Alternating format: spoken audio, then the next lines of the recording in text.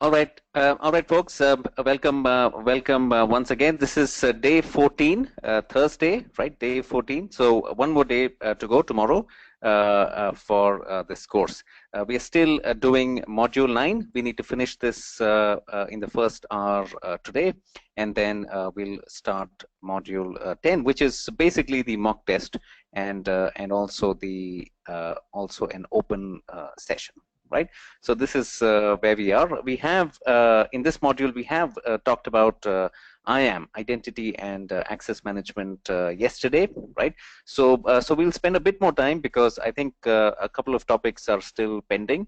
So maybe the first 20 minutes or so we'll spend on IAM, and then we will look at OpsWorks and also spend a bit of time on key management system, KMS. All right, and then in the second hour, we'll do the mock test, right? So we'll need about an hour, 15 minutes maybe for you to take the mock test, and then we'll have a discussion on each question. And we'll also look at the exam blueprint, and you may have some questions around, how do we take the exam, what's the cost? So the administrative aspects of the exam as well, we can talk about that. All right. Okay. And tomorrow will be the last day, right? And we should also schedule an extra class, right, for those of you who want to practice and then come back. So we'll decide on that tomorrow, the extra class. But tomorrow is an open session, right? So for that, like we discussed yesterday, you can write your agenda in this sheet. Some of you have already done that, right? But others as well. You can basically write your agenda. Say you want a demonstration of a certain topic, a certain service, right? Or you want to cover something once again, right? Or any conceptual discussion, or any other topic, right? So some of these questions are very good. Like this one here talks about how do we do an end-to-end design for an example. Domain, right? So that's a good question. So any such question as well that you might have, please try and write that in this sheet as soon as possible, so I have some time to prepare. All right. Okay. So that's the plan. Now, what we'll do now is we'll complete IAM, right? So we have a couple of topics left, and then we'll talk about OpsWorks and KMS. Okay, so in IAM, this is something we did yesterday, and we looked at a bunch of examples, right? And each example sort of explains a certain aspect of IAM, right? So in this one, we saw how you can create a simple user and how we log in to the web console using the separate sign-in page, right? The IAM sign-in page is different. All right, then we saw this one where we saw how to create a group which has read-only permissions, right? Read-only access, but to all services. In this one, system admin group, we saw an example of how to create CLI access or SDK access, right? So there's a separate set of credentials, the access key, ID, and the secret access key, right? So that is created if you want to grant some of the users the ability to use the command line interface or to use the SDK. All right, then we looked at this one. This is where we saw how to create a custom policy, right? So we wanted something very specific, a bit sophisticated as well, right? We wanted to sort of restrict developers to a limited set of actions and only to a limited set of servers, right? And we did that by creating a custom policy using a policy generator tool, right? In this one, we saw how to create multi-factor authentication, right? Multi-factor authentication is very, well-established practice, and ideally, you should have multi-factor authentication for all your users, right? And like we saw yesterday, earlier, in the years back, the common thing was to have a hardware device, right? And those devices can be expensive. And also hard to administer.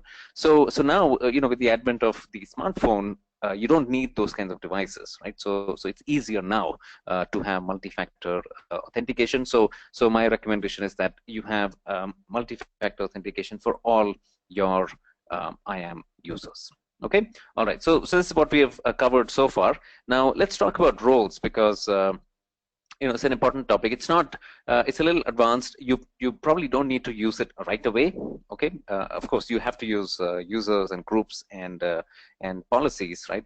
But roles maybe not right away. But otherwise, it's a very interesting idea. Has lots of applications, right? So it's important to understand this, and we'll take a look at this example now, right? So and then maybe we'll talk about how do we create policies for your applications as well. Okay, but mainly we'll spend time on this one, the EC2 service role. All right, so let me explain this. Okay, so this is basically what we're doing is we are creating a role, right? We're creating a role this time, and a role is a different kind of element. It's not a user, it's not a group, right?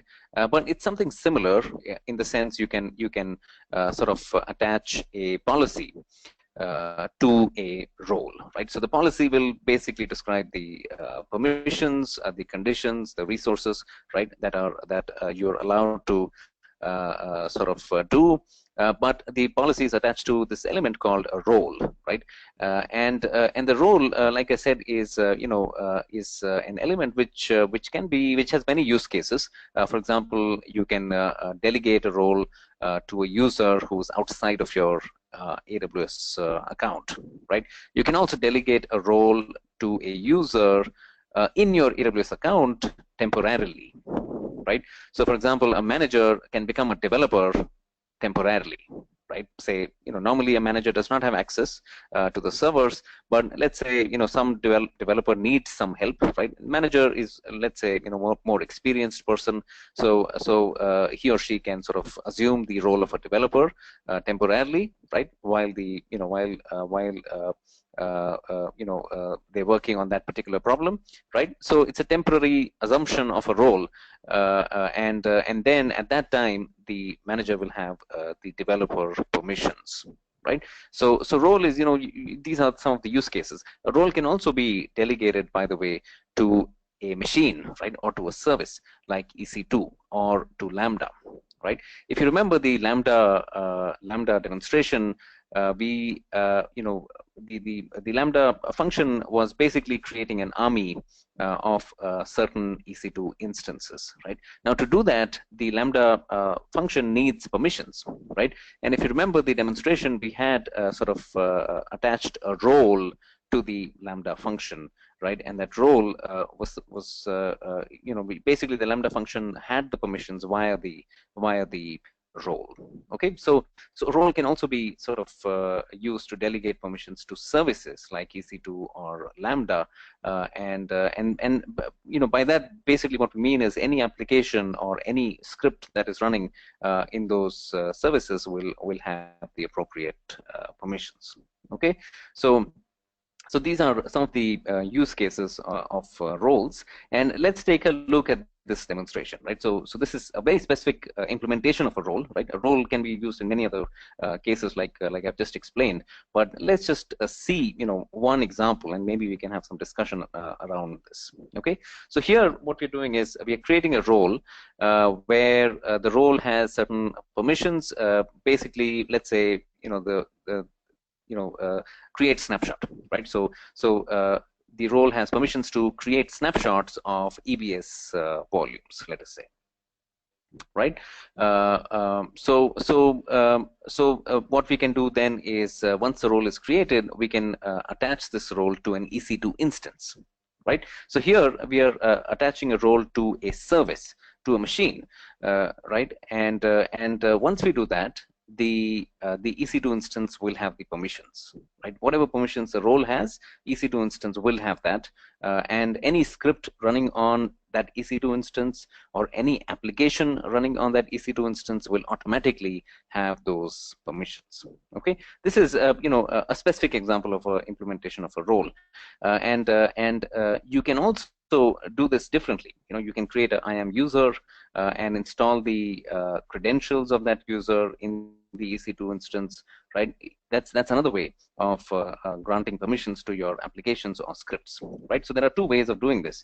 One is using the IAM user, right, and installing the keys, right? Remember the access key ID and the secret access key. So you can, install those in the EC2 instance, and you can handle things that way, right? Or you can basically associate a role with this instance, and in this case, what happens is the key installation is done automatically for you, right? So when we use roles, the keys are installed automatically. Also, the key rotation happens automatically as well. All right, because remember, the keys have to be rotated. Okay, you have to rotate your keys just the way you rotate your passwords, right? They have to be changed from time to time. That's a security best practice. And rotating keys can be a really, big pain, right? It can be a really big pain because over time there are so many users, right?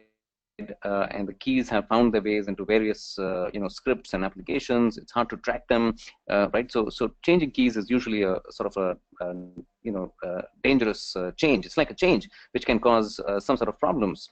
Some script here or there may stop working, right? So those kinds of issues happen with the key rotation, right? But with roles, what happens is the key installation and the rotation is simplified, right? You don't have to worry about those things. Everything is automatic, right? So administratively, it's a better solution. Okay. All right, so let's take a look at this.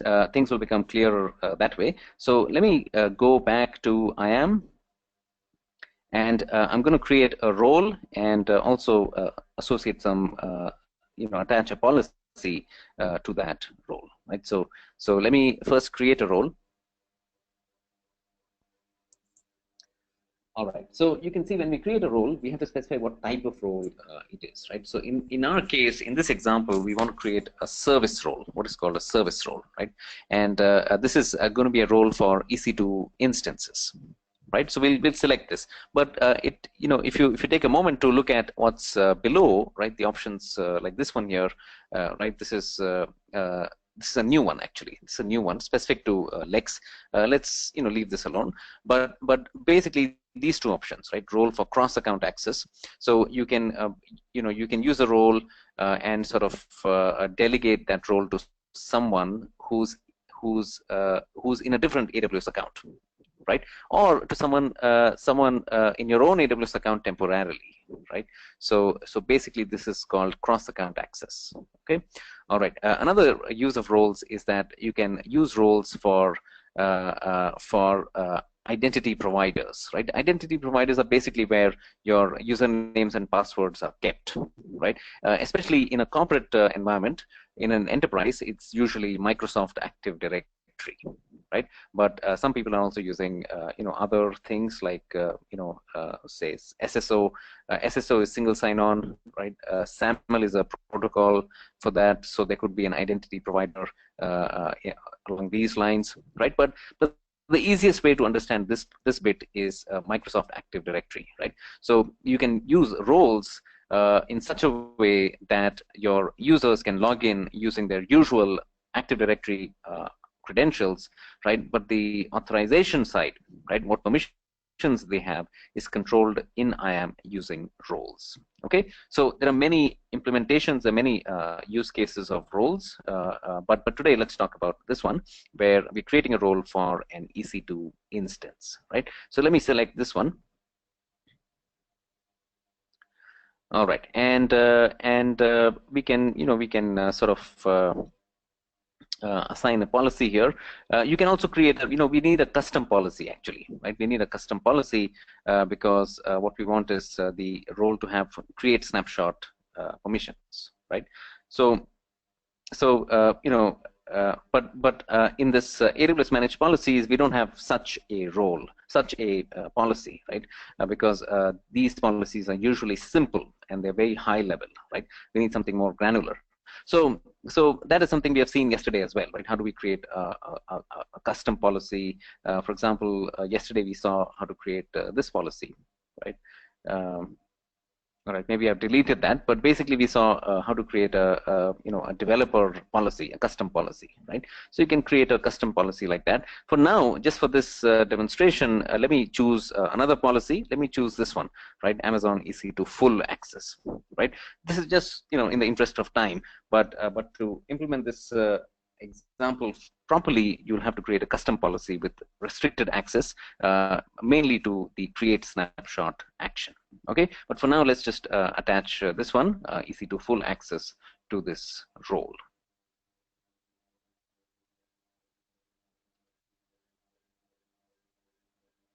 All right, so we give it a name. Okay, we give it a name. It's a EC2 snapshot role, which means the script on that EC2 instance will be able to create snapshots of your EBS volumes, right? So let's create this role. All right, this is our role here. Okay, you can also take a look at the policy. You can do a JSON. You can look at the JSON as well. All right, now we have a role, and now what do we do with this, right? Because previously we have created groups and users, right? And with users, what we do is we take the credentials, right, and we log into the web console, or we log in using the CLI, right? We configure the credentials in the CLI, but a role is something that just sits there, right? You can't really use it directly, right? You have to do something else to make use of it. Right. So in our demonstration, what we want to do here is we want to attach this role to an EC2 instance, right? So that any script on this instance, or any application on this instance, can perform certain functions, right, which are authorized by this role. Okay. So what I'm going to do next is I'll launch an EC2 instance, right, and we'll see how to attach a role to that EC2 instance. Okay. So let's see this. Okay. So let me go to EC2 now. And I'm going to launch an EC2 instance.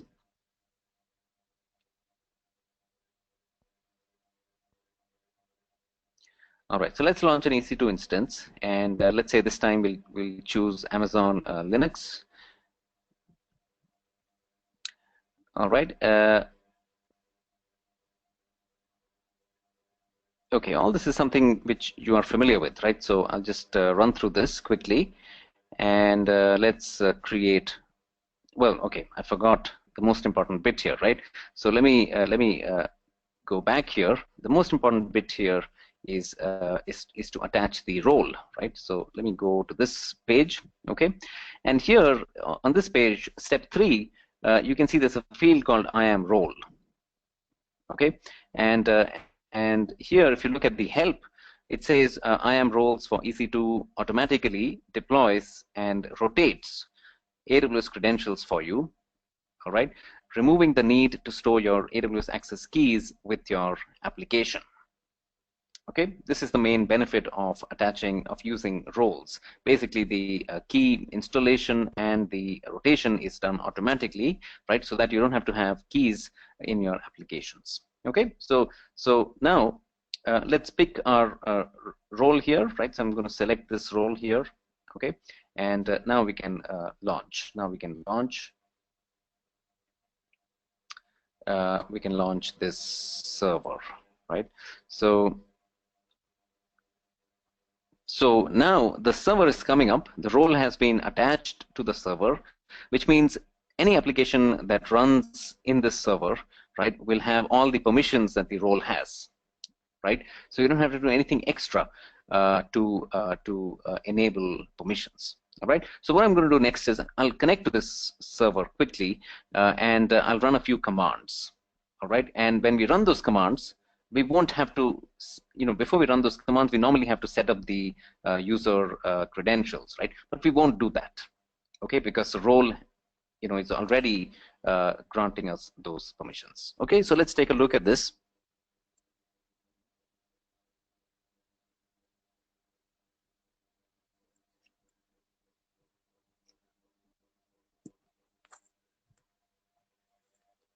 All right, so I'm going to SSH, right, in the usual way, and this time I'm going to use this user, right? You'll notice the user is different, right? We're not using Ubuntu because this server is using the Amazon Linux Army, right?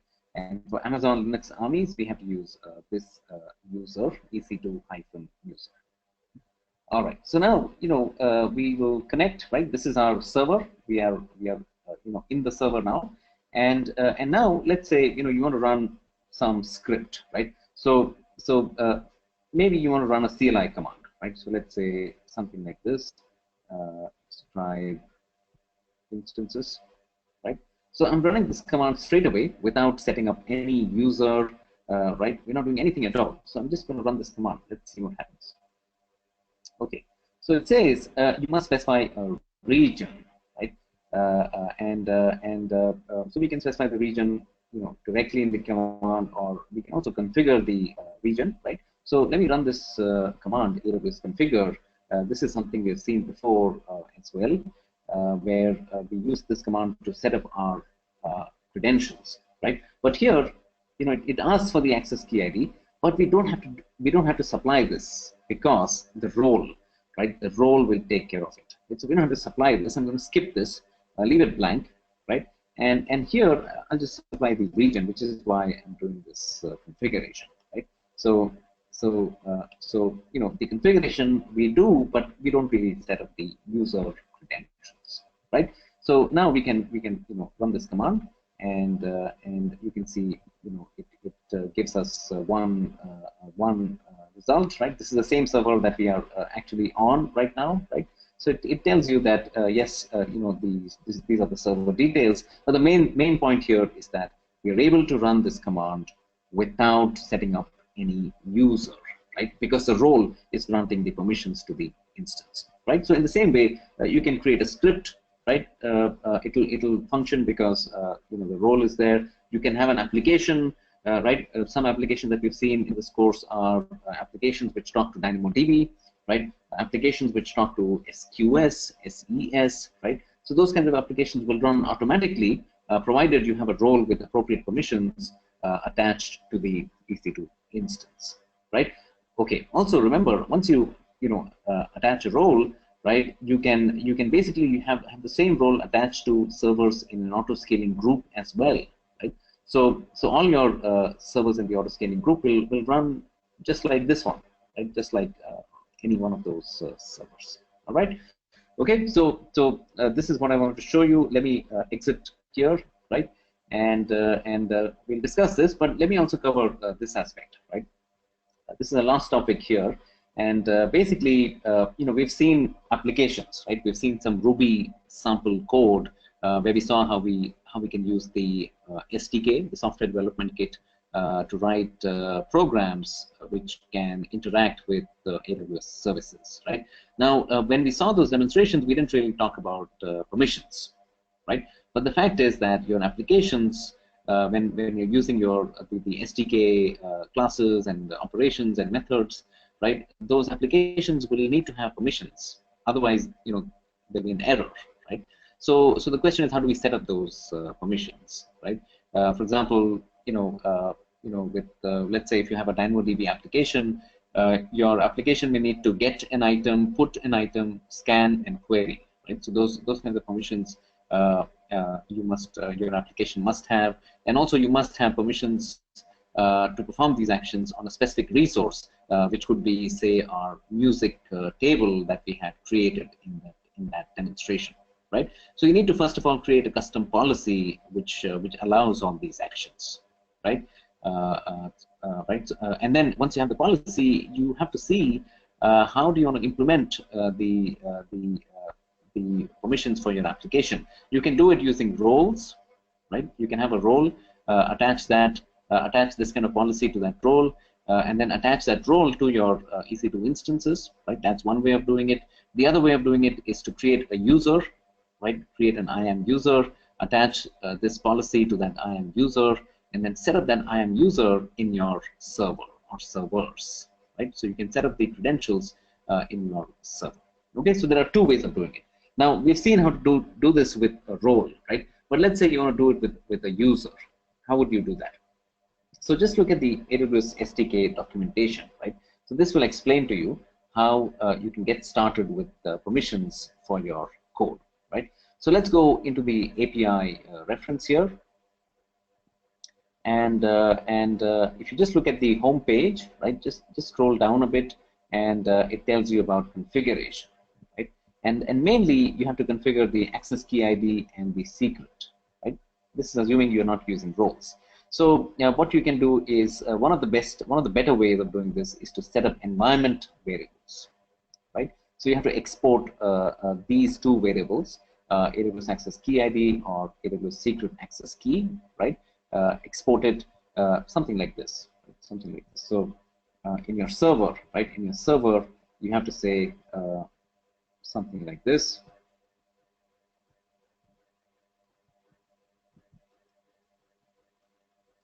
Right, and then your whatever your access key ID is, right, something like this. Okay, so this is one very good way of sort of setting up the permissions for your application. You can also set up the credentials in a file, in a configuration file, and then you can export that, right, the path to the configuration file.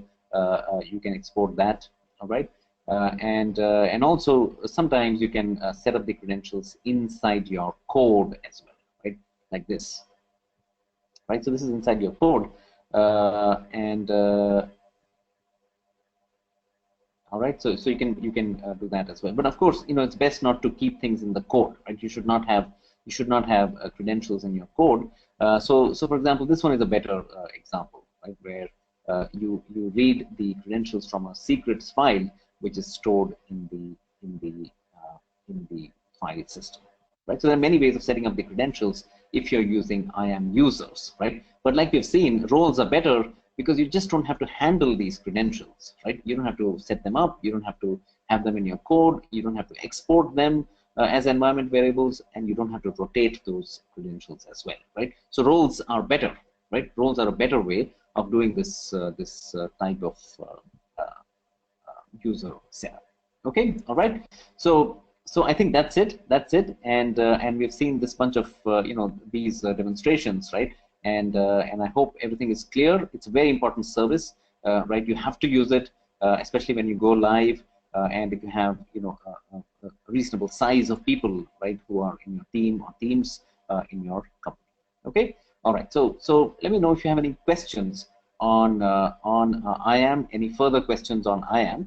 And then we'll talk about OpsWorks and KMS.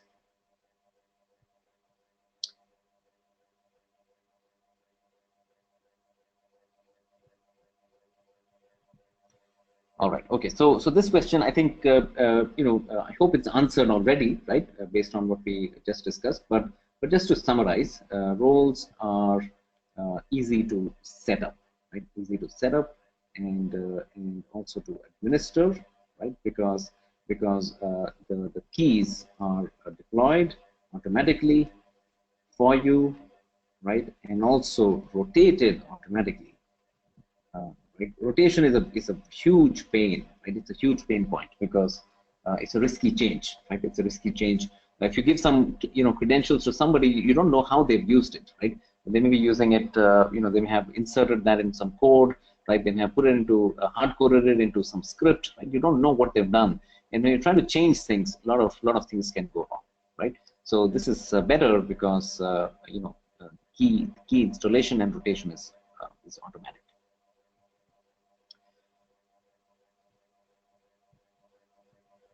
All right. Okay. Any other question on IAM? Please let me know.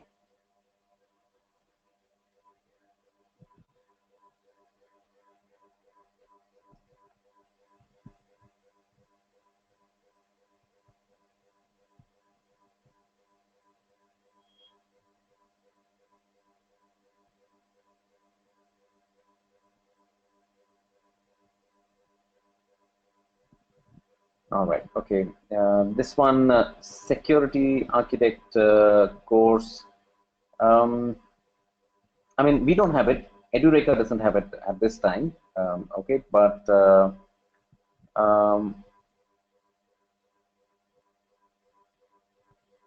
I'm not sure. I'm not sure if there may be a new security architecture certification, right? So let's talk about this tomorrow. Okay, let's talk about this tomorrow because we'll see what is there a new certification around this. If there is, maybe there's some blueprint available, right? And nowadays Amazon is also issuing an official guide. Okay, so let's come back to this. You can add this to tomorrow's agenda. We'll have some discussion.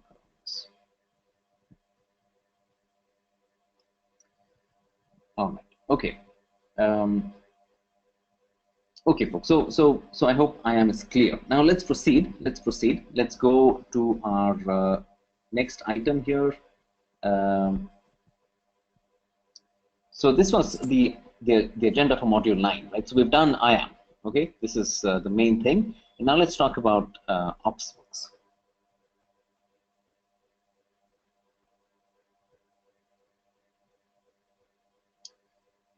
All right. So OpsWorks is a service, right? It's a service, and you should think about this as a service in the same category as CloudFormation and Elastic Beanstalk. All right.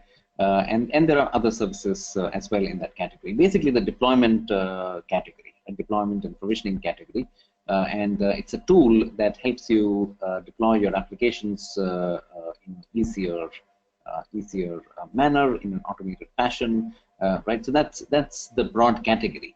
But what's different in OpsWorks when compared to, say, CloudFormation and Elastic Beanstalk is that it uses the configuration management capabilities that are already quite popular, right? So you might have heard of Chef, which is a open source tool and community, right? It's a community as well, and it's a tool. And there's also another one called Puppet, and a third one called Ansible, right? So these three all are open source projects and tools, right? And basically what they do is they are configuration management tools. So they have ways of automating certain tasks, certain types of tasks that system administrators have to do again and again.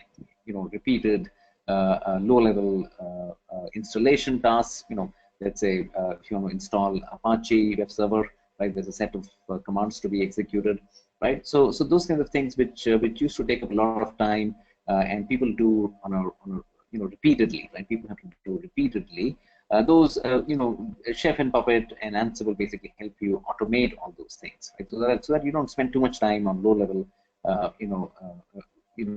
routine work, right? So that's what Chef does. And what OpsWorks is doing really is basically, the motivation of AWS is to get the Chef users to come on board with AWS, right? So they want those people to start using AWS. So what they've done is, they've created the service where they have integrated Chef recipes and cookbooks, right? Chef has this concept of recipes, which is, each recipe is some script, some automation script, right? And then a cookbook is a collection of recipes for a certain stack, let us say, right? So if you have a PHP application, you'll have some sort of PHP cookbook, and that can have multiple recipes for automating different types of tasks, right? So for automating the website with the web installation, the web server installation, for automating the PHP application deployment, you may have another recipe, right? Taking care of the database, you may have another recipe, right? So you can have multiple recipes for different things, and then the collection of those recipes, related recipes, is called a cookbook, right? So with OpsWorks, what you can do is you can combine, you can bring in your cookbooks, right? You can have Chef cookbooks and recipes running along with EC2 infrastructure, right? So basically, it's EC2 plus Chef. Okay, that's what at a high level it is. It helps Chef users or companies which are big on Chef to start using AWS. Staying with their favorite configuration management tool. Okay, that's at a high level. That's what it is. So what will happen with OpsWorks is, if you want to set up a PHP application or a Java application, right, you don't have to do too much of installation, right? You don't have to do too much of configuration, right? You just use the appropriate recipes, right, and your application gets deployed. Your changes get deployed in a simple, automated manner. All right, that's what it is. So in that sense, it's similar to Beanstalk, right? With Beanstalk is where you simply upload your code and Beanstalk does the rest, right? And here it's similar. Except you have more control because you can use whatever recipes that you want to use, right? So you have more control because you can also control what cookbooks, what recipes you use. You can create your own cookbooks as well, right? So you get the automation of Beanstalk, but with more control, right? With more control. Okay, all right. That's what Upsworks is. Okay, so what are the benefits? So the main benefit, right, is basically number one, it supports any application, which means it's more sort of generic than say Beanstalk. Right, Beanstalk will does support many platforms, right? It does support many platforms, but it's kind of sort of specialized for web applications, and it supports a bunch of platforms, say .NET, Java, etc. But it also doesn't support many other platforms, right? One of you mentioned WebSphere, right? WebSphere, which is an application server. So Beanstalk does not support that, right? Or maybe I want Ruby on Rails, but Beanstalk only supports Ruby 2.4 or 2.2. I want something older, maybe, right? So Beanstalk doesn't have support for that. So here with Opsworks, you can do anything, right? Any kind of application, any kind of software can be used because you can bring your own recipes, right? You can bring your own automation. You don't have to follow what the platform is giving you, right? You're not restricted to just what the platform is giving. Okay, so you have more control, right? You have more control in Opsworks as compared to Beanstalk. All right. The other thing is configuration as code, right? This is basically, it's not, an Opsworks feature. It's basically what Chef offers, right? The Chef is a configuration management system, and it allows you to create automation scripts, right? And that's what configuration as code means, right? So instead of manually configuring things, you can sort of code them in a recipe and reuse that recipe again and again, right? So these are, I think, two of the major advantages, right? Another advantage of Opsworks is that it's a good visual tool. All right, as you will see, I'm going to show you a short demonstration. As you will see, basically it's easy to sort of visualize your stacks. Your stacks will have layers, right? And within layers you'll have servers, so it's easy to visualize all that, and that's a strong point of Opsworks. All right. Okay. But the main thing is, you have more control, right? You can use any kind of application on Opsworks, and you have the benefit of Chef recipes, where you have automation via those recipes. All right.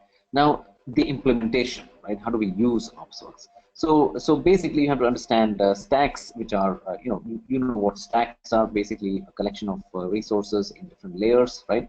Like a n-tier stack. And then each stack will have one or more layers, right? For example, your web server layer, DB layer, right? So those kinds of layers. And then each layer will have instances. These are EC2 instances, basically. But you can also have, the load balanced, auto-scaled type of instances as well, right? In addition to standalone instances, you can have a collection of instances as well. And then you have applications. These are basically your code, right, which you can deploy on any of these layers. Okay, so let's take a look at these. So a stack is a stack, right? A stack is basically a collection of layers.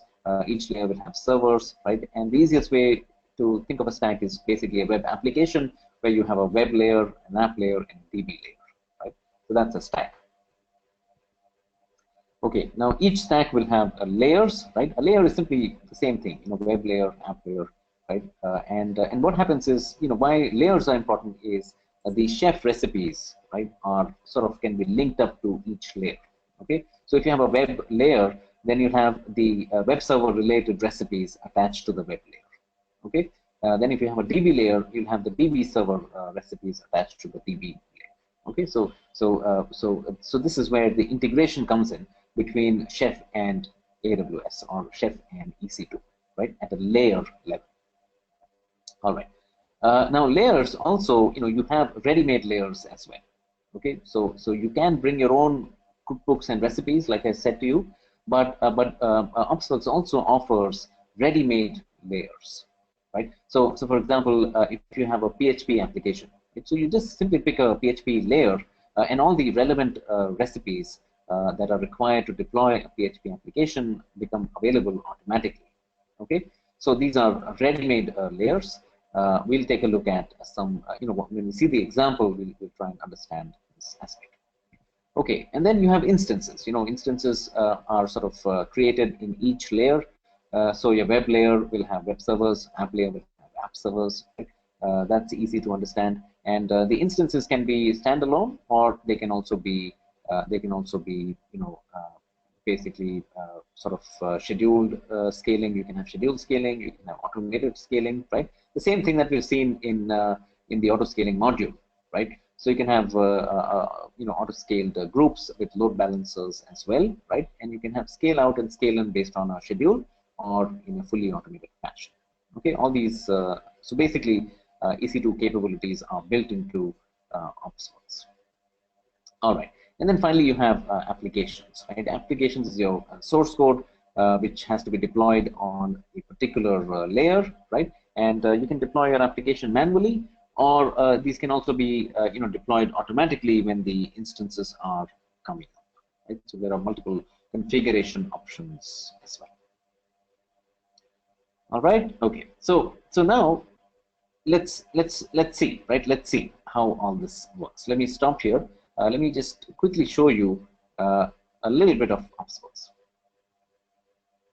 Okay, so we'll find this in the management tools category, right?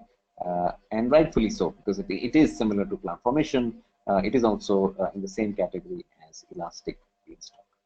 All right, so let me create a stack, right? Let me create a stack here, and I'm going to use what is called Chef 11, right? Chef 11 is where we have ready-made layers, right? So Chef 12 is where you can bring your own cookbooks and recipes, but here we have ready-made layers, right? So let me use this one, and let's give this a name.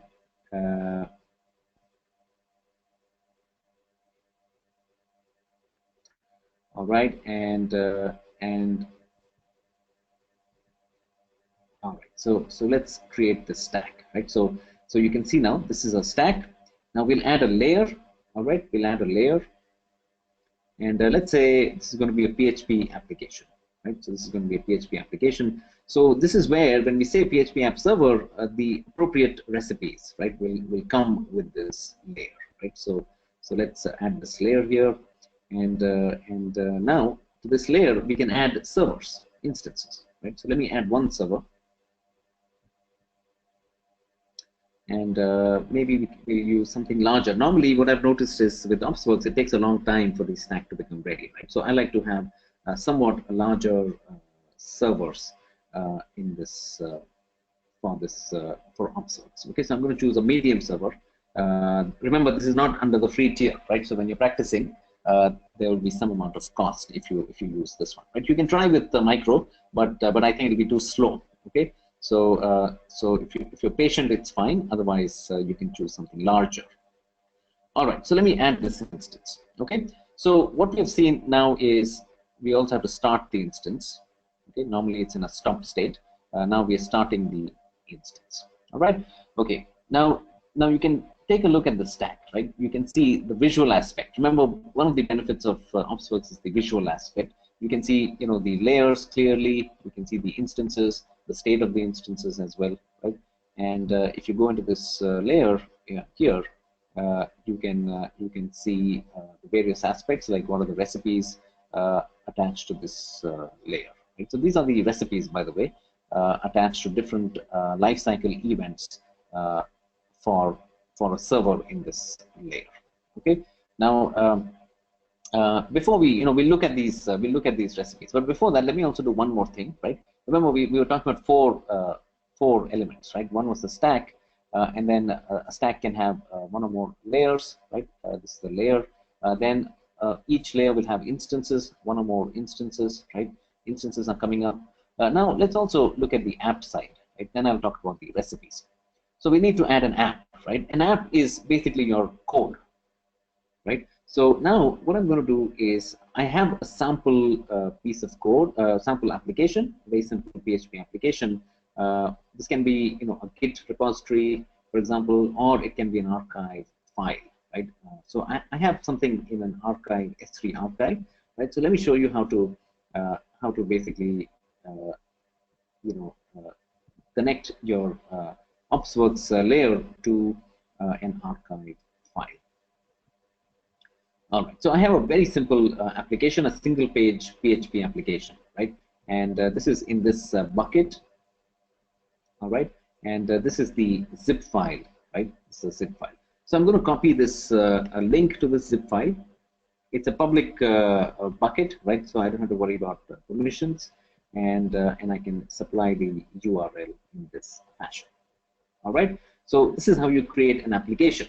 Basically, point to your source file, right? Which can be an archive or a Git repository. Okay. So now we have all the 4 elements. Remember, we talked about 4 elements, right? We talked about these 4 elements, right? So we have a stack. Within a stack, we have created 1 layer at this time. It's a PHP layer. The layer has 1 instance, right? And then we have created 1 application, right? Okay. All right. Now, the way this works is you have to wait for your instance to be up and ready, right? It's still booting.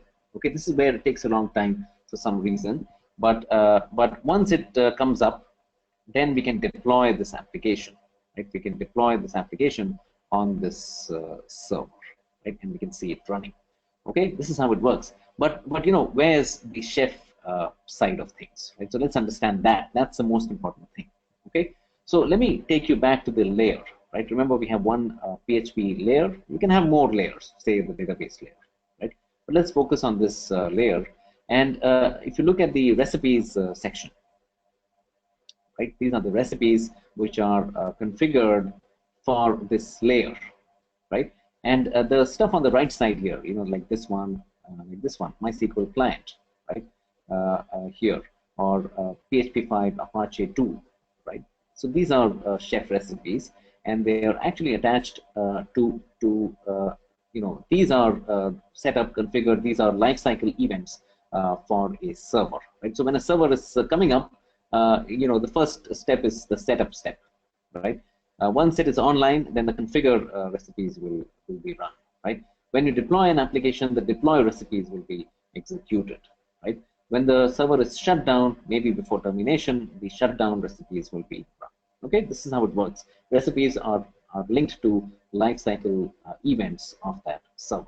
All right. Okay. Now the chef recipes, you might know this, are written in the Ruby language, right? You can manage any kind of application with chef, right? Java, .NET, whatever. But the recipes themselves are written in the Ruby language. Okay. So for example, let me show you, you know, a few of these recipes, right? So let's say this one, MySQL client. So this is a Ruby script, right? And it's a very simple one, very small one. All it does is it checks if the stack has a database layer, right? If the stack has a database layer, or maybe an RDS instance linked to the stack, right? Then it will install the MySQL client, right? Because the MySQL client is required to connect to the database, right? And the way it installs the MySQL client is by including another recipe, right? It includes another recipe, and if you go into this recipe, you'll see how what are the steps for installing the client. All right. Now, if there's no database in the stack, it does nothing. It just exits. All right. Okay. So you get a sense of what a recipe is like, right? And how it is linked up to the appropriate lifecycle event of that server. All right. Okay. Okay. Let's see if this instance is up. Maybe I can show this to you, but normally it takes a bit of time, right? So maybe we can come back to this later. Let me stop here.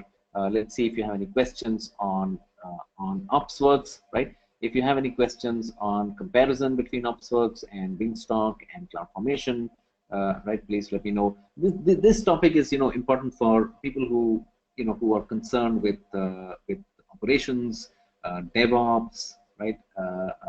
Continuous integration, continuous deployment, those kinds of things. Okay, and you have to sort of consider these tools carefully. You can also use your own, right? You can also do these things yourself without using any of this, right? Maybe you use Chef today, you use Ansible today. You can continue doing that, on your own, right? Or you can consider using some of these services.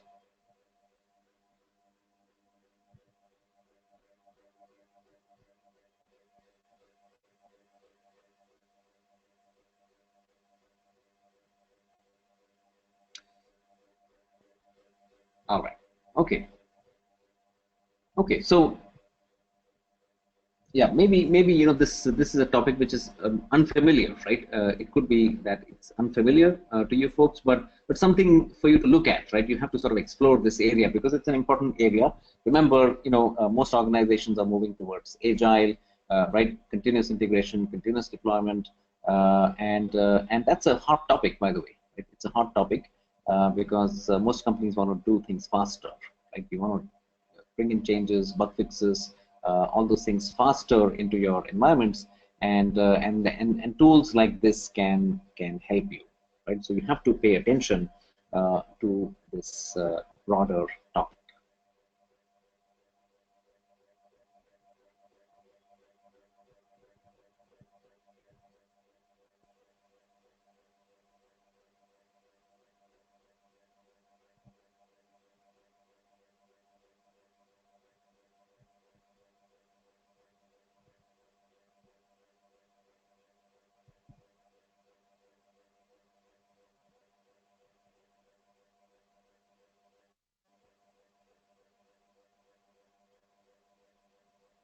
All right. So once we look at these questions, we'll spend maybe 5 minutes on key management system. Right. That's an encryption service, a security service along with IAM.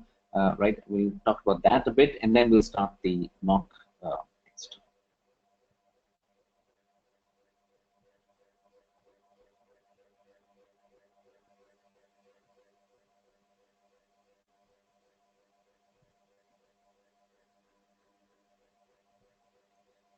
All right. Can we have access to a basic website code zip? Yeah. But it's a single page. It's a very simple zip file. Uh, right? You can easily find a single page PHP code. So I'm going to give you this link, but just to show you, right? This is just basically, yeah. So it's basically this kind of file, right? So that's it. This is what it is. Okay, so it's easy to find sample PHP code, and this will be something similar. Anyway, so here's the link. All right, just see if you can download it. I think it has open permissions. Just you can check that, and if you still face any problems, remember you can easily create it. Right, it's a very simple PHP page.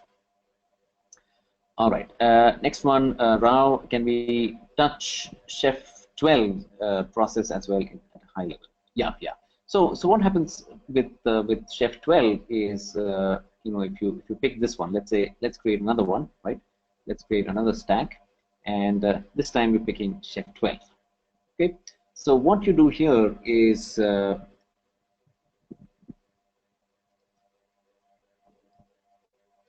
right. So what you do here is you have to specify your own cookbook. Right, so let's say when you're adding a layer,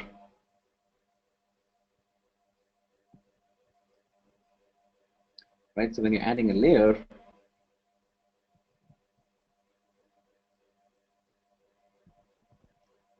all right. So when you do this, you can in your settings, especially in your recipes settings, right? You have to configure your cookbooks, right? That's the main difference, right?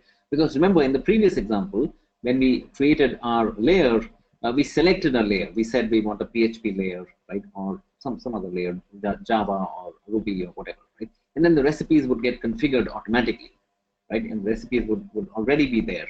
They're ready-made recipes, right? But here you have to bring your own cookbooks, right? Now remember, in Chef there's a very big community, right? So normally you don't have to create your own cookbooks. You can use someone else's cookbooks, okay? Because it's highly unlikely that you're going to do something very, very unique, right? So most people do something, the same things essentially. So you can easily find a cookbook which is, community cookbook, right? So whatever it is, either your own cookbook or a community cookbook, but the main point is you have to bring your own, right? You have to bring your own. It's not readily available as we saw in the previous example, right? So what you do to configure your cookbook is basically like this one here, right? So you can say use custom chef cookbooks. You say yes to that, right? And then you can point point to the repository URL of your cookbooks. Okay, so cookbooks can be maintained in Git, for example, and you can simply point to the Git repository. Okay, that's the only difference, right? So it's the same thing, except the recipes are your own, right? Or they are recipes on which you have some control. You can change them if you like. All right, okay, so that's about it.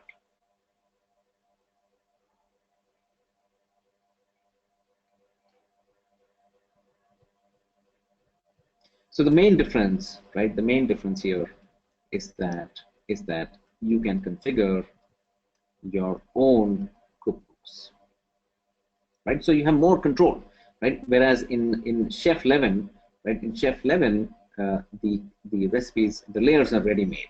Right? Layers are ready made. Recipes are ready made as well, right? So you don't have to bring your own cookbooks or own recipes. All right. All right, folks. Okay, so let's spend a little bit of time on the last topic that we have, right? And this is another security service. It's called Key Management System.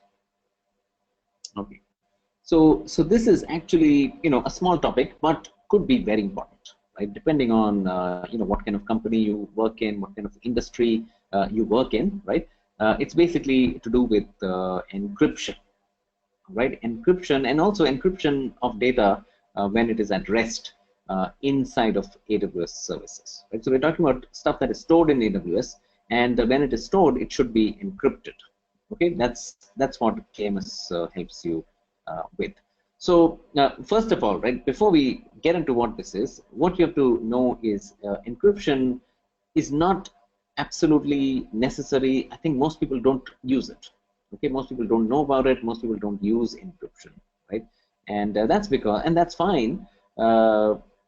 Mostly because AWS is quite secure, right? AWS is quite secure. They have very strong policies, right? Let's say we can trust AWS, so we're not really concerned that something will happen where our data will leak out, right? Assuming that you yourself have strong enough controls, right? You have to take care of security groups, setting up stuff in VPCs, right? Make sure that you don't share user IDs and credentials, right? Assuming you have reasonably strong processes on your side, right? And assuming that AWS is a very strong, has very strong security practices and systems, right? You don't have to worry about encryption too much. Okay, normally most people, 99% of companies, I think, don't have to worry about encryption, right? But sometimes, you may be in an industry, or you may be a company which is very large, right? Well-known brand. You're very concerned about data privacy, reputational risks, and so on, right? So for those kinds of people, this may be important, right? And what this is basically, let's say you store something in S3, right? And when you store something in S3, normally it is not encrypted and stored.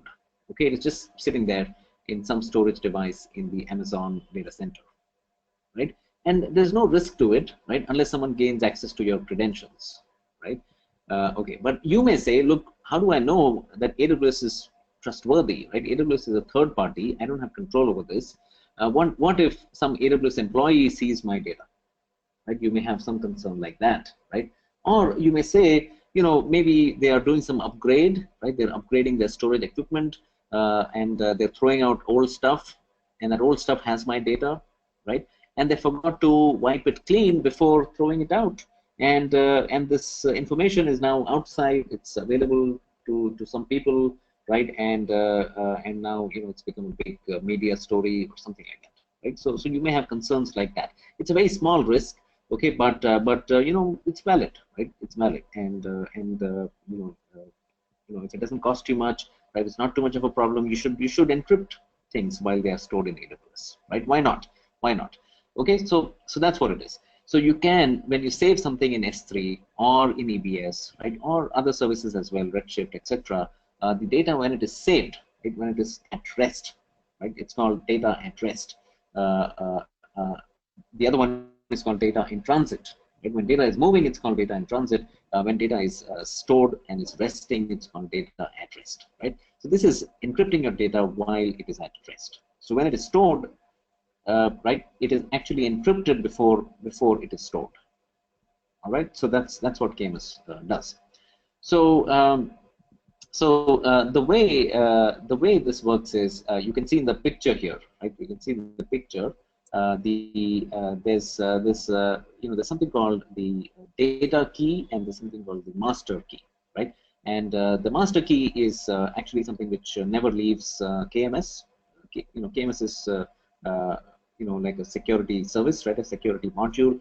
And the key, the master key, is always in AWS, always in KMS, never goes out, right? And the master key is actually used to encrypt the data key, all right?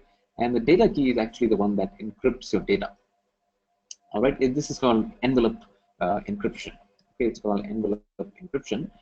It works in this way, all right? So you have, let's say, some data that you want to store in S3 or EBS, right? So you want it to be encrypted and stored, okay? So what happens is there's a data key which is used to encrypt your data, right? And then and then your encrypted data is stored in S3 or EBS, right? And at the same time, your data key is encrypted using a master key, right? And then the encrypted data key is stored along with your encrypted data. All right, so this is how it works. The data key is stored along with your data, both in an encrypted fashion. This is fine, right? Normally, you don't want your data and the key to be stored in the same place, right? It's like writing your PIN number on your ATM card, right? But this is fine because in this case, both are encrypted, right? And there's no way to break the encryption, right? Unless you get the master key, and there's no way to get the master key because the master key never leaves the AWS service. All right, you can't read the master key. All right, so it's a very safe system, and this system is used for all kinds of storage devices, even Snowball, right? Remember Snowball, the hardware device which is shipped to you. So when you store data in Snowball, it is actually encrypted, right? And even if the Snowball gets into the wrong hands, there's no way they can break the encryption and get a hold of your data. All right. So this is called envelope encryption. This is how it works, and this is available in all the major services like EBS and S3. Right. Let me show this to you quickly so that you have some sense.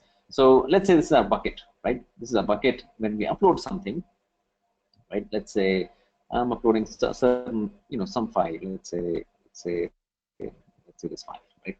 Let's say we're uploading this file, and when we're uploading this, we can basically say encryption, right? Encryption. Yes, we want encryption. Normally, by default, it is no encryption, but you can say you want encryption, right?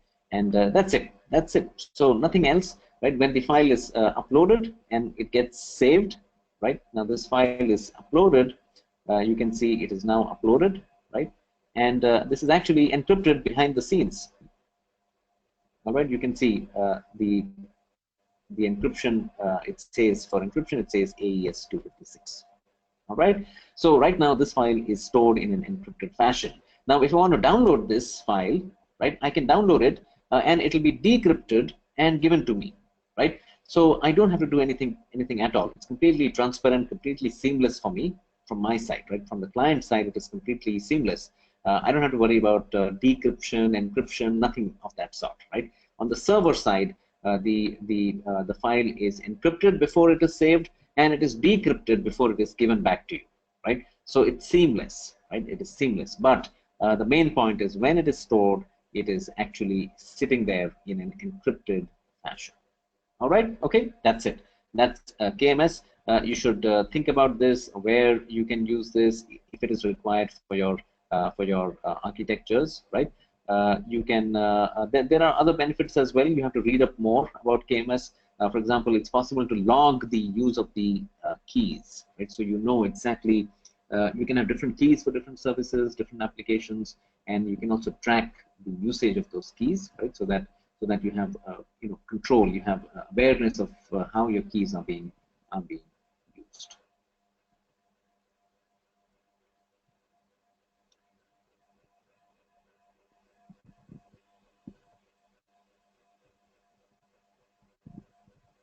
yeah, while downloading, will it ask for password? No, no, no, it won't. It won't. Okay, so this is called server-side encryption, right? This is server-side encryption, right?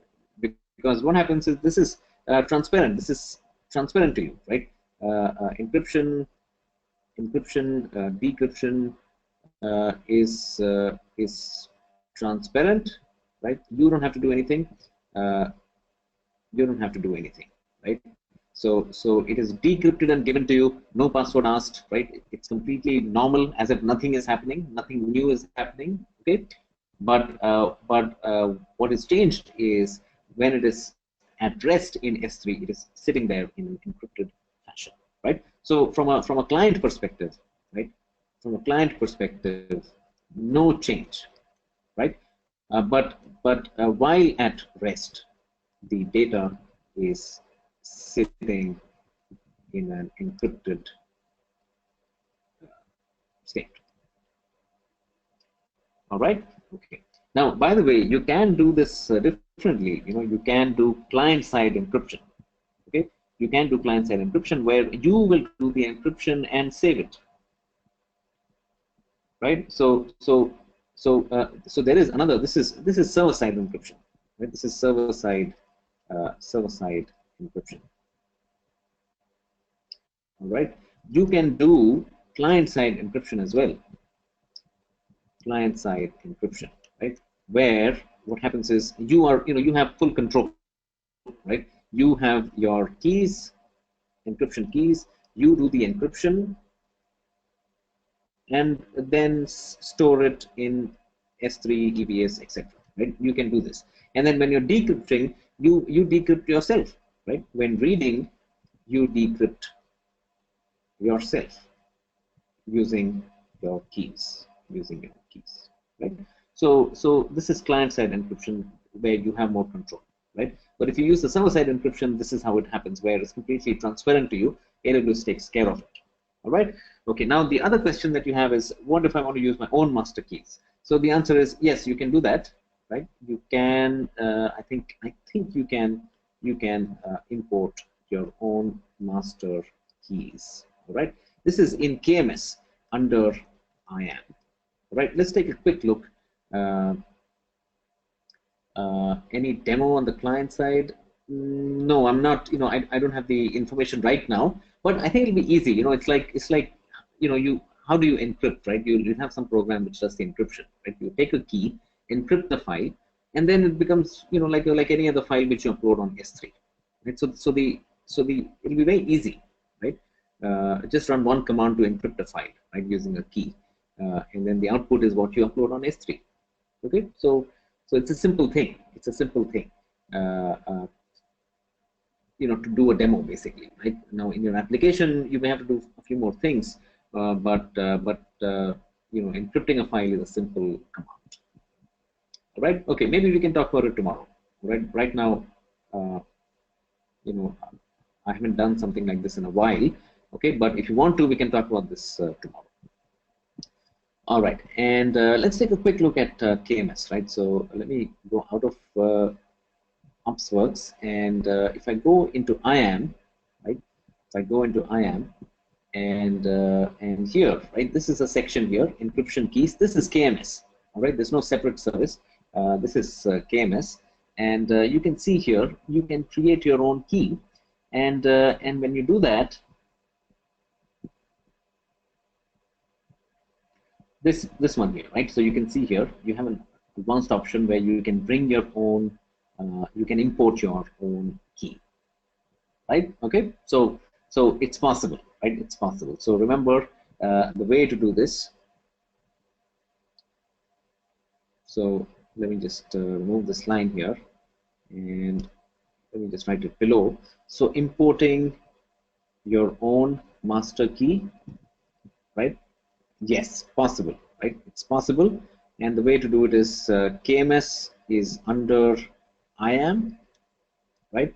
And when creating a key, choose external, right? Choose external. So then you can import your key.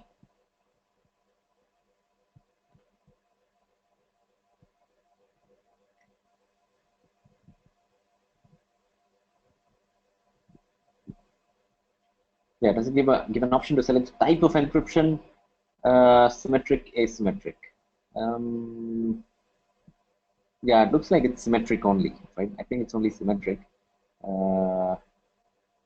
Yeah, here it says symmetric, right? It says symmetric, and no, so it is symmetric.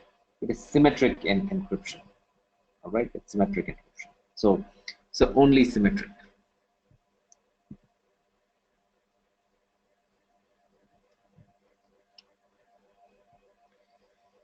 All right. Okay. Okay. So now, okay, let me answer this quickly, and then we'll go to the mock test because we might run out of time there. Okay. So Subani, can we deploy a production environment of free tier? Is it good practice or not? Free tier will expire after 12 months. What precautions do we have to take before expiring? Will it delete all the data and instance in the free tier? No, no, no, no, no, no. It doesn't work like that. Okay. No, it doesn't work like that. Uh, No, no way will it delete your data or apps. Okay, it doesn't work like that. It's not. Look, I think this confusion and this type of question I've seen before as well. But the confusion happens because you're mixing up AWS with those free services, right? And especially those services are usually consumer services, right? Let's say free storage or file sharing services, etc. Right, where uh, it's free, but you can only keep your file for 3 days or right. So it's not like that. This is not that kind of a service. Okay, it's not that kind of a service. So here, remember, when you create your account, you have to supply your credit card, right? So they have your card, right? They have your card on file. So they will debit. They will start charging, right, after the free tier period ends, right?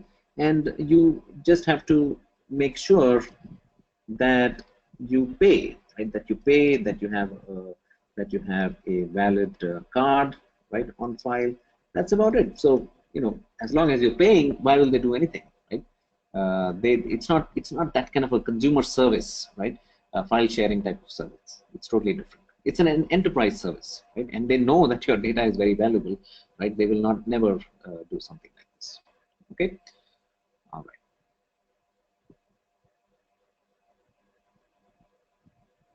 All right. Okay. Okay, folks. So let's go ahead. I think we're a little bit short of time. So this also symmetric and asymmetric. Let's talk about tomorrow. Okay, we'll talk about this tomorrow. And in the meantime, let's first look at the quiz. Okay, let me show you the sample exam. So what we're going to do next is in the remaining time, right? We'll do this exam sample. This is the mock test. Okay, this is the mock test, and you can find this in the quiz sheet. All right, this quiz sheet, the last row here, row 23. Please click on this link. Okay, you'll find something like this. This is your sample mock exam. Right, just a few questions. I think 7 or 8 questions. These are official AWS questions, and let's do that now. Right, let's you can go ahead and take this test. I think you will need about 15 minutes. All right, you'll need about 15 minutes. If you need some more time, let me know. But let's try and finish in 15 minutes as well, so that we can have a good discussion on this today. All right. So let me know if you're not able to see this quiz. Right. Any issues with accessing this? Please let me know. Otherwise, you can go ahead now, right, and try and answer these questions. All right. I'll be on mute for the next 10 to 15 minutes. I'll keep checking. How many of you have completed, and if all of you have completed, we'll start the discussion. Right. But in any case, even if you have not completed, we'll start the discussion in about, I don't know, 12 minutes to 15 minutes time. Okay, all right. So let's do this. I'll be on mute, right? I'll be on mute. If you need anything, you can ping me. You can send me a message via the webinar tool. All right. Okay, folks. See you soon. Talk to you soon in about 12 to 15 minutes.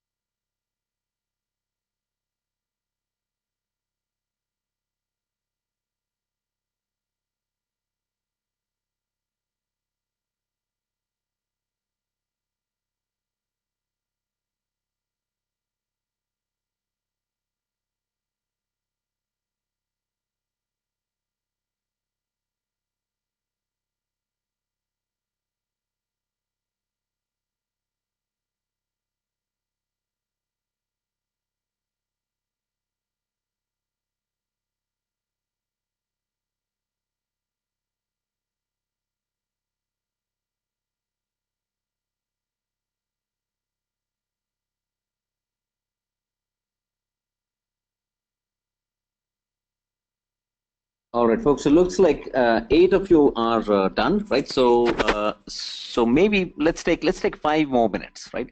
I think 5 more minutes should be sufficient for the others. All right, and then we'll start discussing this. All right. So see you soon.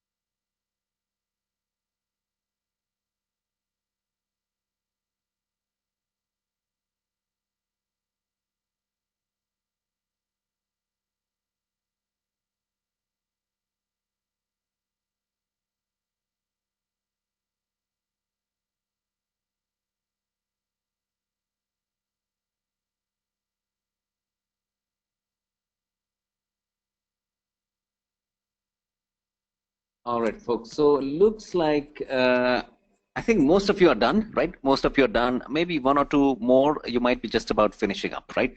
And sometimes, not everybody participates, right? So I'm assuming that all of you are done and we're ready. Right? If you need more time, let me know. If you need maybe a couple of minutes more, let me know. But let me start. Right? Let me start discussing this. So, how was it, right? How was it? Did you find it hard, easy? Especially if it's the first time that you're seeing this sample set, right? It's the same sample set that's available on the website, right? If you've not seen this before, right, this gives you a sense of what the exam is going to be like, right?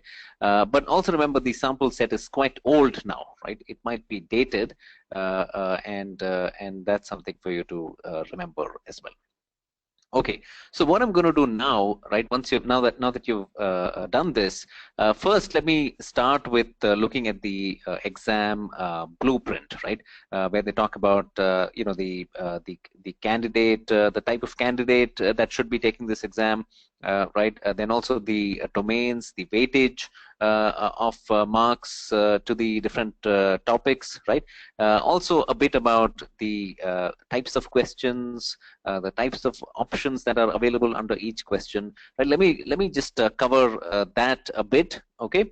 Maybe 5 minutes on that, and then we'll start discussing each question. As we discuss this, your responses, I'll also share some tips and some strategies. Okay, so first of all, let's look at the architecture, the solutions architect associate level exam. Right, this is the page. I'm sure many of you have seen this. Right, this is the home page for this exam. And you can find on the right side the sample questions. Right, this is the same set of sample questions.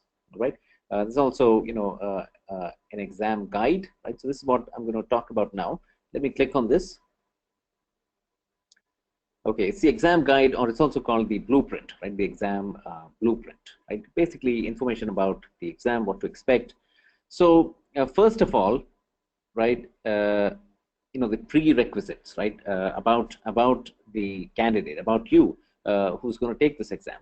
So you need to have, as they say here, AWS knowledge, hands-on, right, hands-on experience. That's very important. Okay. Now it's possible there are some people who sort of clear this exam without experience, right? They just do things on their own.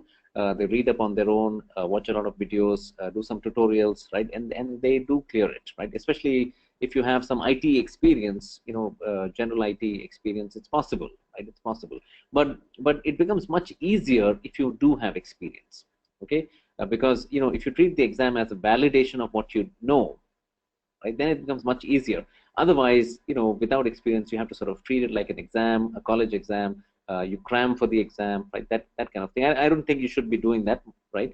Ideally, you should just have experience. Use AWS for about 1 year, 1.5 years on an ongoing basis, right? Maybe a serious project, ideally, and then it becomes much easier, right? As you're gaining experience, you can also read up, right? You should read white papers. You should sort of participate in forums, maybe, right? So 1 year, 1.5 years of experience, along with some preparation, I think is good enough, right? Then it's easy to sort of get past this exam. All right, so this is very important, right? Ideally, you should have experience. Okay, the other thing is you should also have general IT. All right, this is also very important because without that, you don't have the foundation, right? You don't have the you're not prepared to learn AWS. Okay, this I see a lot. A lot of people who straight out of college, they want to take this exam, right? So then I think it'll be hard there as well, right? So there's no need to, ideally you shouldn't hurry up, right? Gain some IT experience in any role, developer role, system admin role, any sort of business analyst role, right? So gain some more IT experience, then have some AWS experience as well. That's the ideal candidate. Okay, I'm just letting you know what the ideal candidate is. For this kind of person, it's easy. All right, it's much easier. All right. Okay. Next, they also tell you, what sort of resources are good, right? They're making some recommendations. Things like I think they have their own training program. They also have the white papers, right? They're recommending the white papers as well, and other resources, right? So you should sort of review all this at some point. Okay, now this is the table which tells you the weightage, right? How the exam is structured. So there are 4 domains, high-level domains.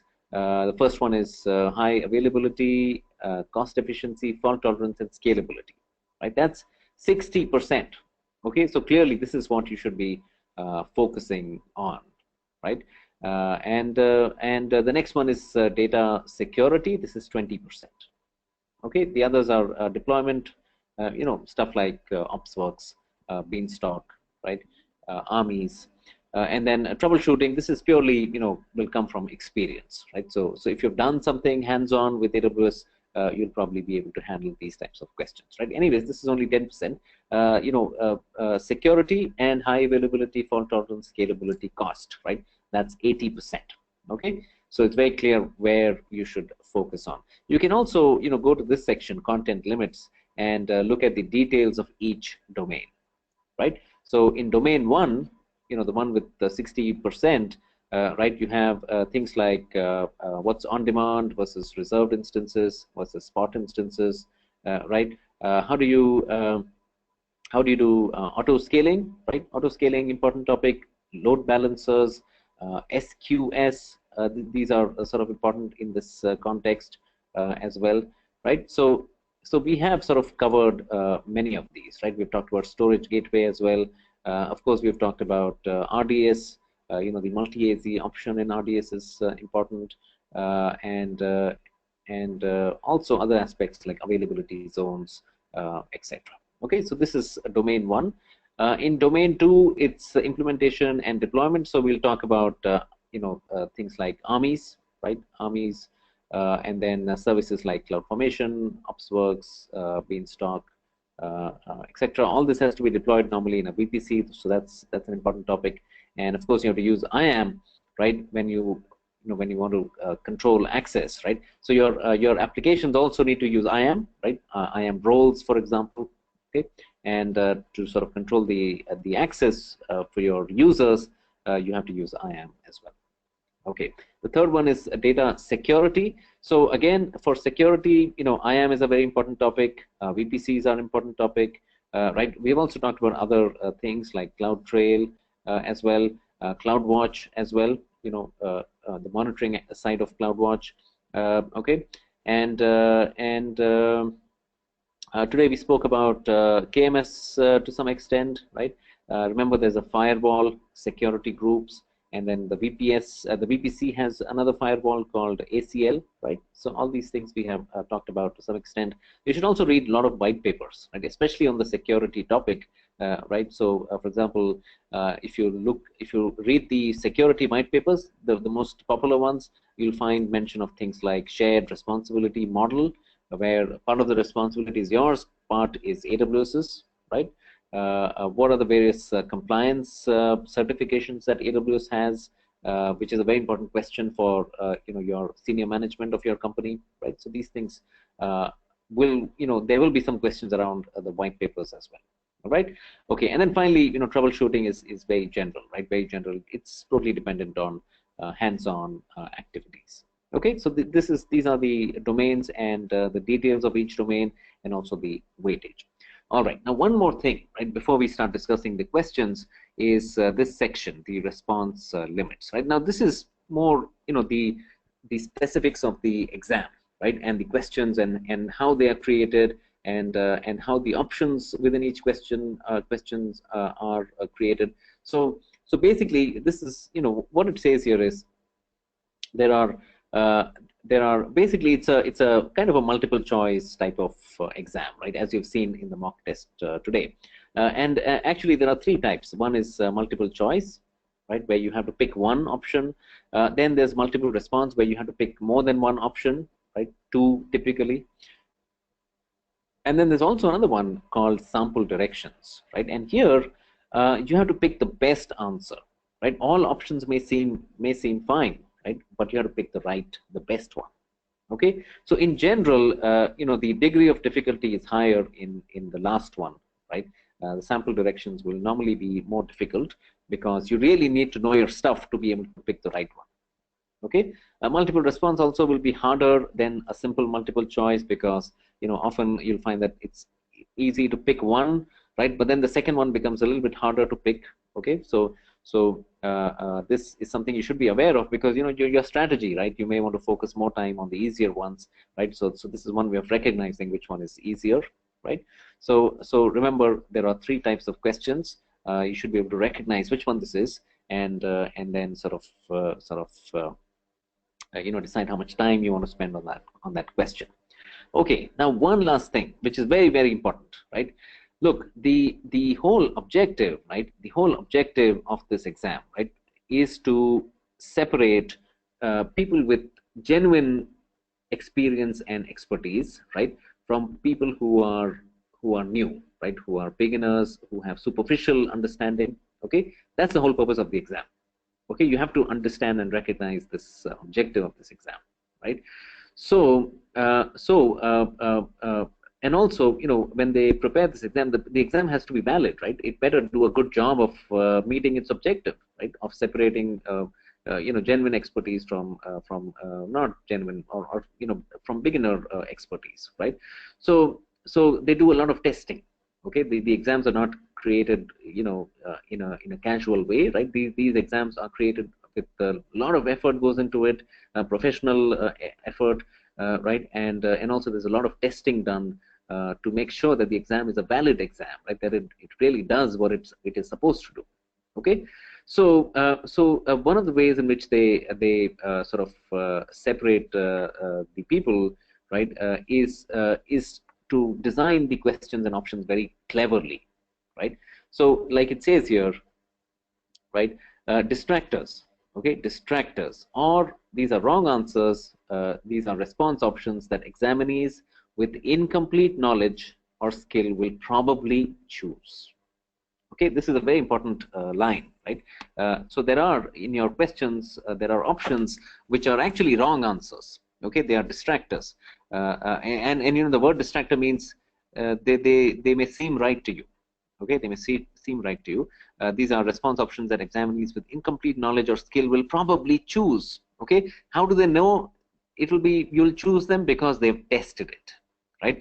They've probably gotten a lot of beginners to take the test and see what they do, right? Then they've gotten real experts to take the test and see what they've done, right? So they know, they do a lot of testing, and they deliberately place options which seem right, especially to beginners. Okay, so this is a very important part of the exam, right? You have to know this.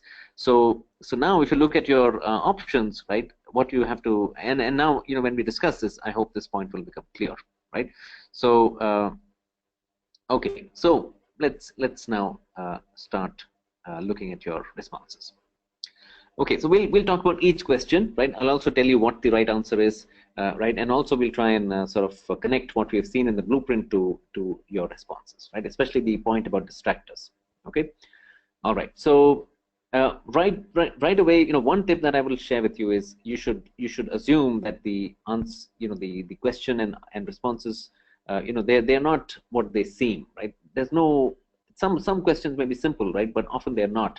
And often it may seem simple, right? But they are distractors. They're meant to confuse you, right? So assume each question is hard, and look carefully at the question, look carefully at the options, right? Don't jump to any conclusion, right? Try and eliminate. Okay, elimination is a very good strategy. So if you have 4 options, maybe you can eliminate 2 easily, right? Then you have 2 left, and maybe you can make an educated guess from the remaining 2. Right, so be very, very cautious and use elimination. Okay, that's my first sort of tip to you. Okay, let's look at each question now. So glacier is designed for what, right? And this is, you have to pick 2 answers, right? Remember that. Don't pick one. Okay, you have to pick 2 answers. So so many of you have chosen B, infrequently accessed data, right? And many of you have chosen C as well, right? And looks like some of you have missed that, right? Some of you have only picked 1 answer, which is a problem, right? So you should have picked 2 answers, 2 options. Anyway, so most of you have gotten this right, okay? Infrequently accessed data and also data archives, right? So this is a simple question. Okay, this is a simple question, and if you know anything about Glacier, you know that it occupies the last tier in our pyramid, right? Remember the pyramid that we spoke about? So Glacier is for the last tier. It's basically a replacement of the tape drives, right? So definitely it's for archives, right? Long-term archives, right? Old, cold data. Nobody looks at it, right? You just have to keep it safely in case it is required, but nobody really uses it, right? Which means it's basically infrequently accessed data, right? So B and C are absolutely fine, okay? But A is not, right? So active data, no, it's absolutely the opposite of active data, right? Active data is right on the top of the pyramid, right? Whereas Glacier is right at the bottom of the pyramid. Okay, so it's definitely not active data. Okay, all right. So you've done well here, right? Most of you have done well. Most of you have gotten it right. But remember, you have to pick 2, right? You should not pick 1. Okay, next one. So this is a question about the load balancer, right? The load balancer and the health check performed by the load balancer. And the question is, if an instance fails, one of the instances fails to pass the health check, then what happens, right? And looks like most of you have selected C, ELB stop sending traffic to the instance. One of you, I think, has selected B, instance is replaced, right? And then one of you has also selected A, I'm sorry, B is where the instance gets terminated, right? And one of you has selected A, where the instance is replaced automatically by ELB.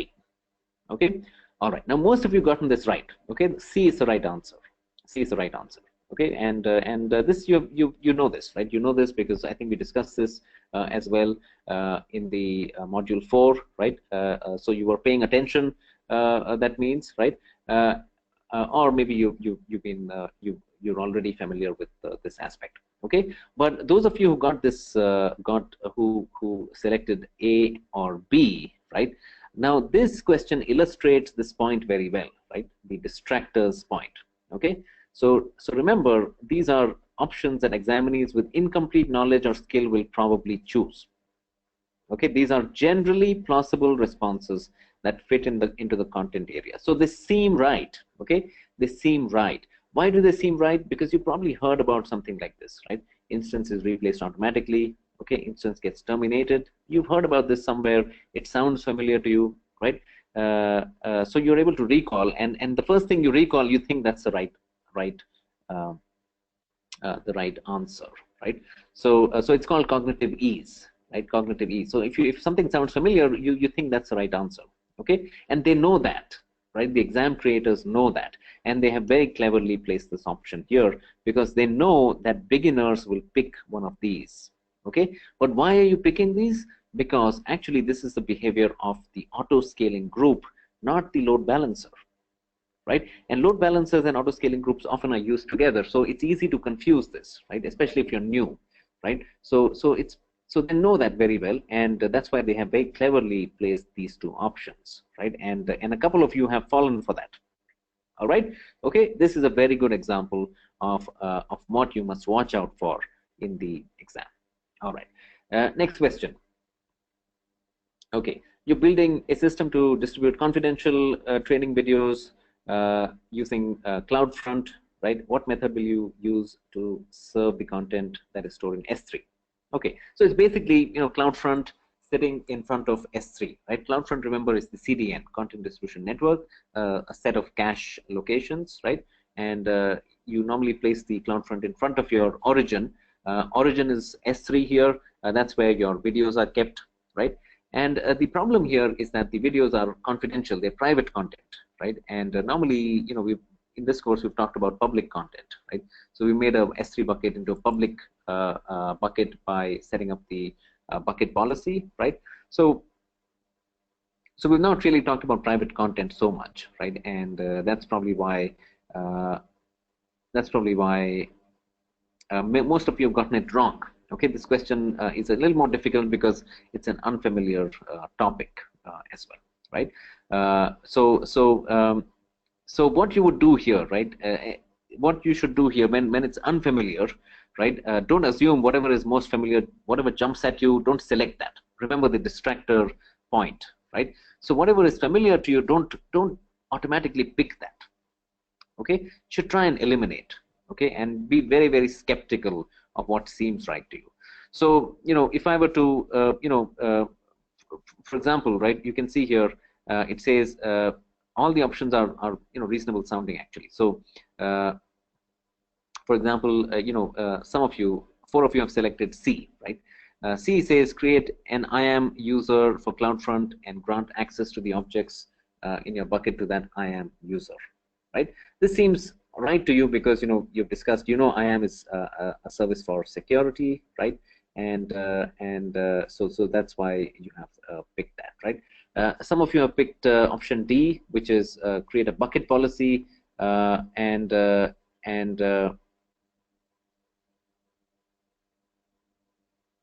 yeah, I'm sorry. Some of you have picked this one, C, right? And this is where you All right, so D, I'm sorry. So D. So in D, basically, you've used a bucket policy to do the security, right? So a bucket policy is something you have seen. You know that it's a security related feature, right? That's why you probably selected this. And here the idea is to set up the principal, right? Remember, in a bucket policy, there's also a principal, right? Who gets access. So that's another thing that you're familiar with.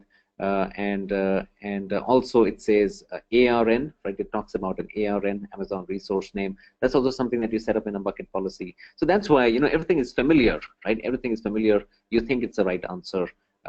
It seems the right answer, right? So that's why some of you have selected C and D. Okay. All right. So actually, the actual answer is A. Some of you have gotten it right. 5 of you. That's a very good thing. That's a very good thing, right? Most people from other batches don't get this question right easily. Okay, if you've gotten this right, that means you're, sort of reading up, right? You're already familiar with AWS. That's a very, very good thing. And the right answer is OAI. And you should read on this topic called private content, right? So private content in the context of S3 or CloudFront is a whole topic on its own. Okay. And if you read about that, you'll find there's something called origin access identity, and you can also go into CloudFront, and there'll be a section where you'll find a way to create the origin access identity. Okay, all right. So well done to those who have picked this right. But even if you've not, right, don't worry. It's a new topic, unfamiliar topic, right? You can read up on this later. All right. Next question here. So which of the following will occur when an EC2 instance in a VPC with an elastic IP is stopped and started? Okay, so there's a lot of spread here, right? There's a lot of disagreement between this group, right? Which means this is a hard question. Okay, whenever you have answer like this one or answer like this one, right, where different people are saying different things, that means it's a tough question. Okay, so this is one of the hardest questions in this sample, all right, and very few people would get this 100% right, especially a few years back. Now people are more familiar with this topic, okay, but okay, let's see, right? Let's see what the options are. So the question is, elastic IP attached to an instance is restarted, what happens, right? So the options are elastic IP will be disassociated from the instance, all right. All data on instance store devices will be lost. All data on EBS devices will be lost. ENI is detached. Underlying host of the instance is changed. Okay. So here, let's say we don't know the answer, right? We're not sure. Okay, we have some ideas, but we're not sure. So let's use elimination. All right, let's try and eliminate. So what would I eliminate first? Okay. So option C, all data on EBS devices will be lost. Right. So, if you know anything about EBS, right? If you have sort of read EBS, if you know a little bit about the history of EBS, you will know that EBS was actually created to prevent the loss of data. Okay. So this option is totally, you should eliminate it. Okay. All data on EBS devices will be lost. That's not true at all. Okay, because EBS is something which is meant to persist data. Right? Even if your server goes away, the EBS volume will still keep your data. All right. So you should actually eliminate C, and most of you have done that. Right? Most of you have done that. Okay. Next, you can look at maybe this one. Right? All data on instance store devices will be lost, and this is actually true. Okay. This is actually true. Instance store devices are the ones that used to be there before EBS. All right, they're still available. You can still use instance devices. Most people use EBS, but they are still available. They are cheaper than EBS. Okay, they are actually free. All right, you only pay for the EC2 instances, and they can be used for things like web servers where you're not storing anything valuable, right, except log files. You can ship the log files out as well. But the point is, with instance store devices, data is lost when the server is restarted. Okay, that was the whole problem for which EBS was created. All right, so B is actually true. So you can keep this, right? You know that this is one of the two right answers. All right, so C is eliminated and B is included, right? So now we just have to pick one from the remaining three, right? We just have to pick one from the remaining three. All right. Okay. So let's look at the three, right? So there's A, D, and E. So A says elastic IP will be disassociated from the instance, right? Okay. Now, this used to happen. All right. In fact, this does happen. All right. This does happen. So when you stop the server, elastic IP gets disassociated, right? And if you start the server, you have to sort of go and associate it again. All right. However, this only happens outside of a VPC. All right, so before VPCs, this used to happen all the time, right? That's why most people were aware of something like this. All right, but what happened was once VPCs came in the picture, this behavior changed, right? And but people still remember the old behavior. Okay, that's why a lot of people get this wrong. All right, so in a VPC, the elastic IP is not dissociated from the instance. All right, so you would have known this if you had practiced this. Okay, if you had come across this, well, not practice, okay, but if you've actually been using AWS, you would have noticed this, right? So A is actually wrong, right? It seems right, but it's wrong. Okay, so A is eliminated, C is eliminated, right? And B is in. So we only need to pick one from these two, right? One from these two. Now, if you had some experience with E and I, you would probably know that this is not true, right? This is not true, and the actual answer is E. Okay, the actual answer is B and E, which again many of you have gotten right, which is a very big thing, right? So looks like many of you are well prepared to take the exam, right? Or maybe you've seen this or discussed this question before. Okay, but the correct answer is B and E. All right. Now, the thing to note here is that B and E are actually the same thing. Okay, what happens is when you stop the server, you release the resources, right? You give back the memory, the CPU, right? And when you start the server again, you actually come up on a different server, different physical host, different physical server. All right, so that's the behavior of that's the nature of EC2 instances. Okay, now when the host changes, right, the data on instance store devices will be lost because instance store devices are actually real hard disks attached to the physical host, right? But now you're on a different host, you have no way to access the hard disks of the old host, right? That's why all data on instance store devices is lost. Okay, so E and B are actually the same thing, right? They have the same underlying cause, right? Or rather, you can say B happens because of E. Okay, all right. All right, so this is this question. Now let's talk about the others. We have, I think, 3 more. We can finish it in the next few minutes. Okay, and the basic monitoring package of EC2, CloudWatch provides following metrics. All right, hypervisor, database visible, operating system, web server, right? Many of you have said hypervisor, right? Some of you have said operating system, some of you have said web server.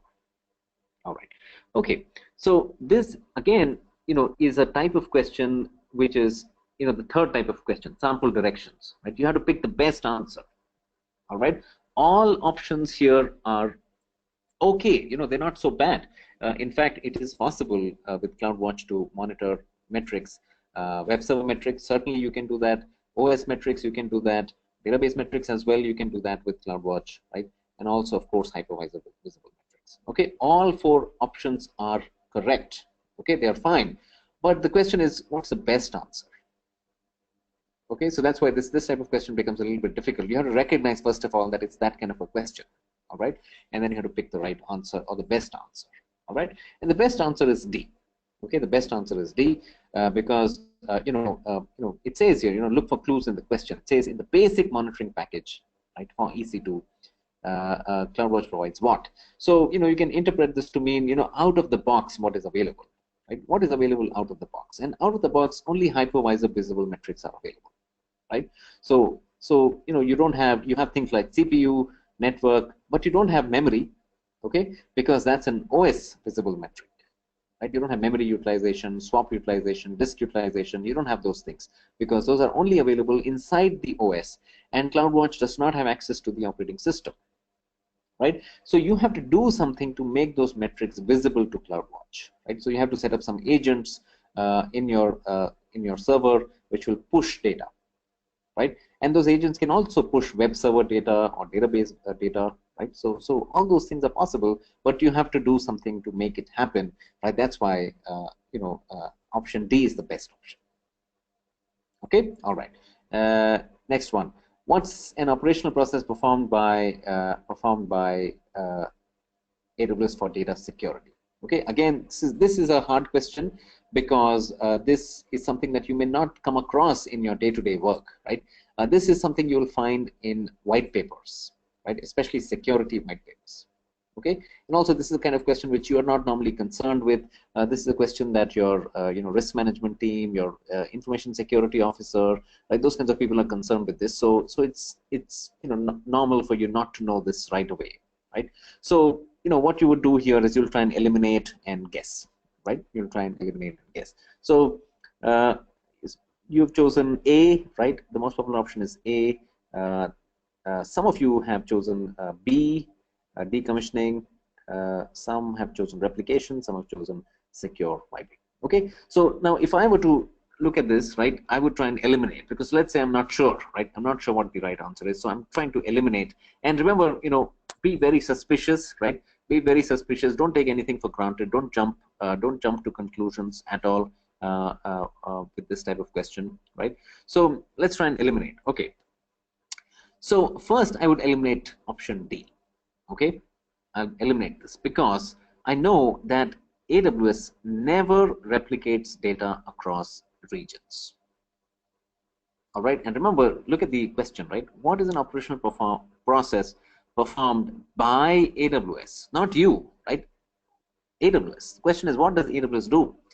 And AWS never replicates data across regions. Okay, this is per design because AWS knows that where your data sits is a very sensitive topic, right? People don't want data in certain countries, certain regions, right? They don't want that. So they know that. All right, they know that there have been lots of controversies with Facebook and Gmail, right, around this aspect. So they never do it. You can do it. They give you the tools to do it. You can copy a snapshot from one region to the other, an army from one region to the other, right? You can do those things. You can set up S3 cross-region replication, right? You can create read replicas in another region, RDS read replicas. You can do that, but they don't do it. All right, so this is eliminated. Okay, next I would eliminate E. Okay, secure wiping of EBS data when an EBS volume is unmounted, right? AWS will not do that because EBS volume unmounting of an EBS volume is a regular day-to-day process, right? A system admin may unmount for whatever reason, right? Now, when they unmount, if AWS deletes your data, that's totally bad. All right, that would be very, very dangerous. Okay, so this is not the right answer. D and E are not the right answers. All right. Okay. Now you've not chosen C, which is good. I don't think AWS will do virus scans on your volumes because that may look, it's an enterprise service. They don't want to touch your data, right? They don't want to be involved in these things because a virus scan may cause performance issues. God knows what else, right? So they will not interfere like this. Okay, and they don't have access to your EBS volumes. They don't look at your data. Okay, so C, D, and E are eliminated. We have to, let's say we have to guess between A and B, right? So most of you have chosen A, some of you have chosen B, right? Okay, now actually A is wrong. Okay, a majority of you have gotten it wrong. It says encryption of data stored on shared storage device, right? And now this you may have picked because of the KMS discussion we just had, right? Again, familiarity, right? Whatever is familiar jumps out at you and you think that's the right answer. But remember, the question is, what's the process performed by AWS? Okay, they don't do this encryption, right? You have to choose to do it. They just give you a tool, right? They give you the technology. You have to choose to encrypt it. Okay, so it's not an operational process performed by AWS, right? It's a feature that they offer to you. You can choose whether you want to encrypt or not, right? Okay, so the right answer is this one, decommissioning of storage devices using industry standard practices, right? Why is this the right answer? Because again, it goes back to the shared security model, right? Now we are responsible for certain things like good security group rules, right? But certain things we can't do, like upgrades of equipment, right? When you upgrade your equipment, right? Or rather, when AWS upgrades equipment, they have to take full care of it, right? We don't even see it. We're not going to come to their data centers and do anything, right? So we expect AWS to get these things right? We will take care of keys, SSH keys, security groups, VPCs, private subnets. All that is our responsibility, right? But we expect AWS to do this kind of thing properly, right? So it's an operational process performed by AWS. They're the only ones who can do something like this, right? And look at the sensitivity of this issue, right? When you're decommissioning old storage equipment, right, your data is on it, right, and they don't take proper care of that, and your data gets out, right? They haven't wiped the data. It gets out. It gets into the wrong hands, right? People are selling it on the dark web for millions of dollars, right? That kind of thing can happen. It's all over the news.